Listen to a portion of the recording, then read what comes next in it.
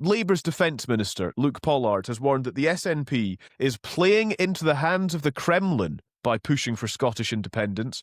He says breaking up the UK would undermine Britain's nuclear deterrent and hand President Putin a win. He says the SNP are ignoring the national security risks of leaving the UK. Jeff, is he right? No. Why is he not right? Well, we heard all this stuff in 2014. I don't want to spend too much time on it. It's just nonsense. I don't think it does Labour any favours either.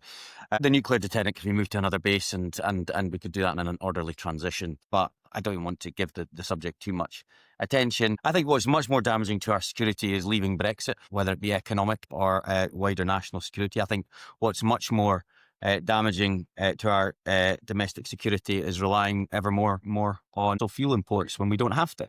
So perhaps the Defence Minister wants to consider those things as part of his national security agenda, as apart from this nonsense that we heard in 2014.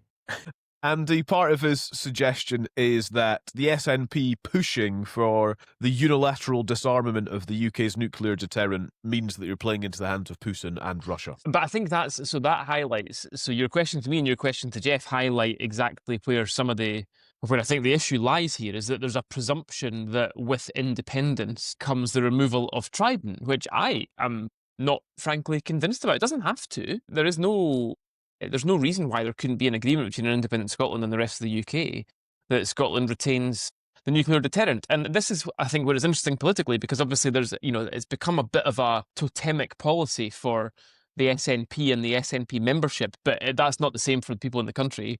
Trident is supported by a very clear majority of people in Scotland, including some independent supporters. And in fact, I think, it's also not just about Trident. 80% of people in Scotland support NATO membership. Similar numbers support membership of the Security Council. Similar numbers support membership of other international bodies. So there isn't, there is not the opposition to Trident that people seem to think in Scotland.